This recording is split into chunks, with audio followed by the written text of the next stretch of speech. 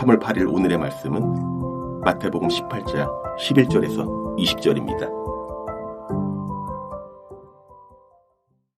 너희 생각에는 어떠하냐?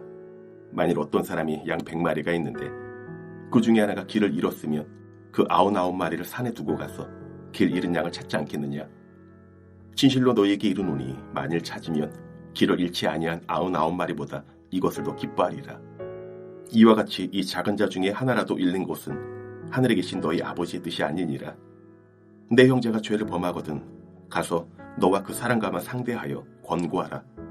만일 들으면 내가 내 형제를 얻은 것이요, 만일 듣지 않거든 한두 사람을 데리고 가서 두세 증인의 입으로 말받아 확증하게 하라. 만일 그들의 말도 듣지 않거든 교회의 말하고 교회의 말도 듣지 않거든 이방인과 세리와 같이 여기라. 진실로 너희에게 이르노니 무엇이든지 너희가 땅에서 매면 하늘에서도 매일 것이요, 무엇이든지 땅에서 풀면 하늘에서도 풀리리라. 진실로 다시 너희에게 이르노니 너희 중에 두 사람이 땅에서 합심하여 무엇이든지 구하면 하늘에 계신 내 아버지께서 그들을 위하여 이루게 하시리라. 두세 사람이 내 이름으로 모인 곳에는 나도 그들 중에 있느니라. 수요일 새벽 주의 말씀 앞에 나오신 여러분을 환영하고 축복합니다. 교회는 건물이 아니라 사람들입니다. 정확하게는 머리이신 그리스도의 몸, 그리고 그 몸의 지체들이 바로 교회입니다. 그리고 또한 천상의 교회와는 달리 지상의 교회 구성원들은 아직 그 잔존하는 죄와의 싸움이 여전히 있기에 용서받은 죄인들입니다. 그래서 이 지상교회는 여전히 시끄럽습니다. 부딪힘이 늘 있습니다. 그나마 싸움은 큰 문제가 아닙니다. 우리 한 가정 안에서도 가족 구성원들 사이에 다툼이 많이 있지 않습니까? 그러나 교회 안에 정말 심각한 문제가 있는데 그것은 바로 교회의 거룩을 해치는 죄들입니다.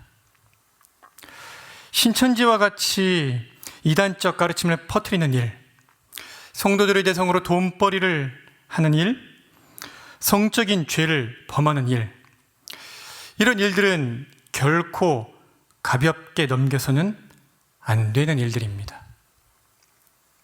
그렇다면 이렇게 교회 안에서 누군가 교회의 거룩을 해치는 죄를 범했을 때, 그래서 교회의 구성원들의 이 몸과 마음에 악한 영향을 끼쳤거나 끼칠 우려가 있을 때 어떻게 해야 할까요? 오늘 본문이 이 문제에 대한 바른 생각을 우리에게 제시해 줍니다. 예수님께서는 교회 안에 누군가 죄를 범했을 때 어떻게 대해야 하는지를 아주 구체적으로 우리에게 가르쳐 주십니다. 가장 먼저 할 일은 그 사실을 아는 한 사람이 개인적으로 찾아가 회개하고 돌이킬 것을 권면하는 것입니다. 그리고 만약 형제가 이 권면을 받아들인다면 그 형제는 계속해서 함께 하늘 가족의 관계를 누릴 수 있을 것입니다.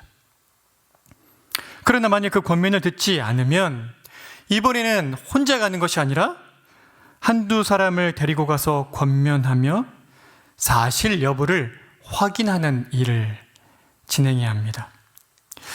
이렇게 두세 사람이 함께 가는 이유는 여러 사람의 권면이 더 힘 있는 권면이 되기 때문이기도 하고, 무엇보다도 이 사실 여부를 아주 명확하게 정확하게 파악할 수 있기 때문입니다. 그런데 이 경우에도 권면을 듣지 않는다면 그때에는 교회 공동체에 이 사실을 알려야 하고 교회 공동체적 차원에서 권위 있는 권면을 해야 합니다. 그리고 교회의 권면도 듣지 않을 때에는 하늘 가족으로 여기지 말아야 합니다. 출교를 선언해야 하는 것입니다. 그런데 사실 이 지점에서 오늘날의 교회들은 풀기 어려운 큰 어려움과 마주합니다. 바로 교회에서 권징을 통해 출교를 선언한 형제나 자매가 다른 교회 공동체에서 신앙생활을 이어간다는 점입니다. 이것은 사실 보통 문제가 아닙니다.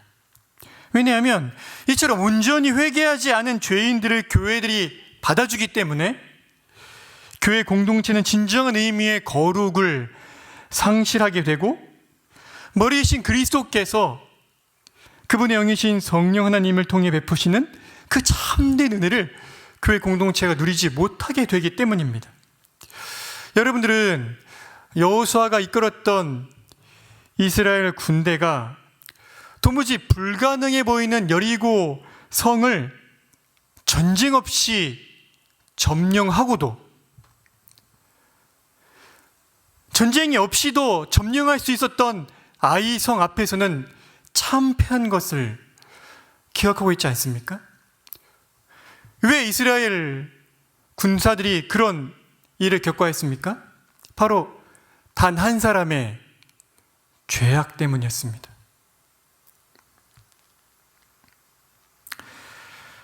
죄가 구약 교회에 그런 영향을 미쳤듯이 죄는 여전히 신약 교회에 동일한 영향을 미칩니다. 그런데 성도들의 죄를 너무 가볍게 여깁니다. 이건 비단 교회만의 문제가 아닙니다. 성도들도 자신들의 죄에 대해 교회에서 내린 권징을 심각하게 받아들이지 않습니다. 왜 이런 것입니까? 저는 지독한 무지 때문이라고 생각을 합니다. 무엇을 모르는 것입니까? 이 교회 공동체에 교회의 머리이신 주께서 주신 권세가 어떤 권세인지를 모르기 때문입니다. 오늘 본문을 한번 보십시오. 18절부터 20절입니다. 진실로 너희에게 이르노니 무엇이든지 너희가 땅에서 매면 하늘에서도 매일 것이요 무엇이든지 땅에서 풀면 하늘에서도 풀리리라. 진실로 다시 너희에게 이르노니 너희 중에 두 사람이 땅에서 합심하여 무엇이든지 구하면 하늘에 계신 내 아버지께서 그들을 위하여 이루게 하시리라. 두세 사람이 내 이름으로 모인 곳에는 나도 그들 중에 있느니라. 예수님께서 친히 말씀하십니다.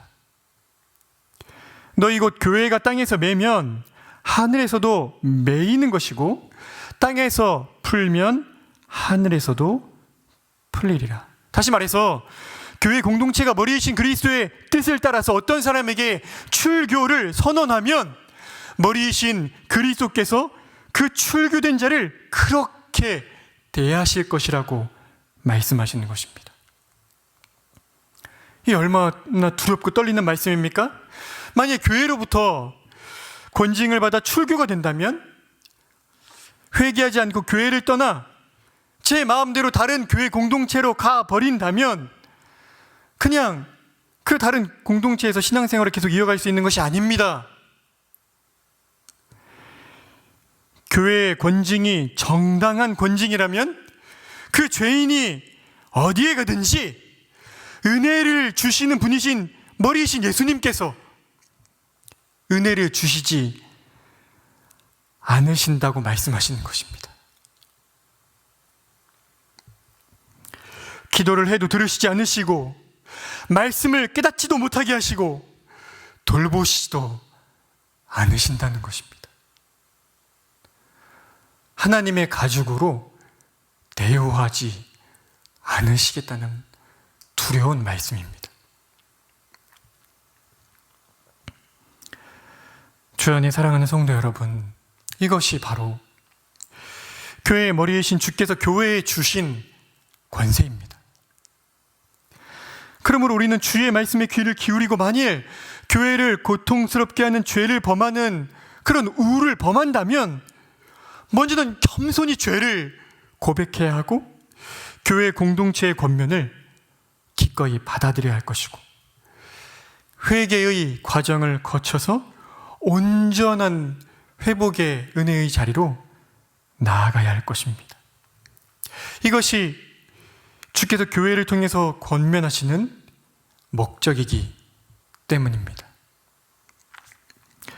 징계가 목적이 아니라 회복이 목적입니다. 교회는 우리가 예배드리는 건물이 아니고 머리이신 그리스도의 몸의 지체들인 사람들임을 기억하고, 교회의 머리이신 그리스도께서 교회를 통해서 말씀하시는 바와 행하시는 바에 두렵고 떨림으로 반응하며 신앙생활을 해야 할 것입니다. 이것이 성도가 복된 삶을 살 수 있는 첩경이기 때문입니다. 함께 기도하시겠습니다. 자비와 긍휼이 풍성하신 아버지 하나님, 교회는 건물이 아니라 머리이신 그리스도의 몸인 사람들입니다. 오늘 주께서 이 몸의 거룩이 너무도 중요하기에 만일 이 몸의 거룩을 해치는 죄를 누군가가 범한다면 그 사람을 어떻게 권면해야 하는지 우리에게 상세한 지침을 알려주시니 너무 감사합니다. 비록 우리 눈에 보기에는 그저 우리와 똑같은 사람들이 모이는 사람들의 모임쯤으로 교회가 보이지만 이 교회의 머리이신 분이 하나님께서 왕으로 세우신 우리 주 예수 그리스도이시기에 교회 공동체가, 교회 지도자들이 어떤 결정을 내릴 때에는 특별히 그것이 죄에 대하여 책망하고 죄에 대하여 권면하고 또 그 죄에 대하여 징계하는 일이라면 하나님 그 권징을 통해서 머리이신 그리스도께서 친히 일하신다는 사실을 우리에게 가르쳐 주시니 감사합니다.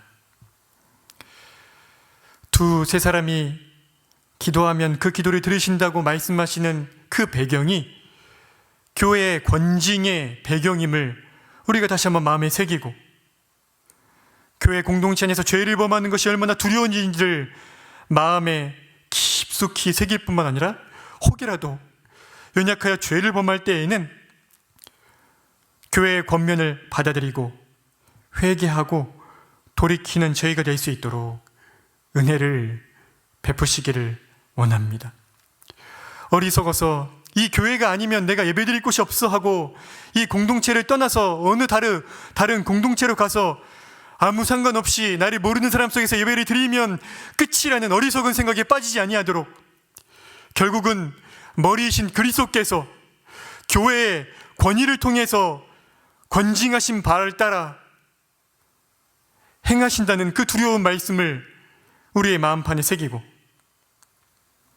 참으로 회개하는 삶을 사는 저희가 될 수 있도록 은혜를 베푸시기를 원합니다. 오늘 저녁에 수요예배가 있습니다. 주께서 말씀으로 우리를 가르치시고 인도해 주시기를 원하고, 또 오늘부터 진행되는 합동신학대학원 우리 신학생들을 대상으로 하는 수련회 가운데 우리 담임 목사님을 말씀 전하는 자로 세우셨사오니 미래의 교회를 이끌어갈 지도자들이 훈련되는 그 현장 가운데 풍성한 은혜를 베풀어 주셔서 주님의 몸인 교회를 말씀으로 먹여야 할 그 중대한 일을 맡은 사역자들이 힘있게 길러지는 말씀의 은혜의 자리가 될 수 있도록 복을 허락하시기를 원합니다. 오늘 하루를 주께서 저희를 돌봐주시기를 간절히 구하며 예수님의 이름으로 기도드립니다. 아멘. 하늘에 계신 우리 아버지요, 이름이 거룩히 여김을 받으시오며 나라가 임하시오며 뜻이 하늘에서 이루어진 것 같이 땅에서도 이루어지이다. 오늘 우리에게 일용할 양식을 주시옵고 우리가 우리에게 죄 지은 자를 사하여 준 것 같이 우리 죄를 사하여 주시옵고 우리를 시험에 들게 하지 마시옵고 다만 악에서 구하시옵소서. 나라와 권세와 영광이 아버지께 영원히 있사옵나이다. 아멘.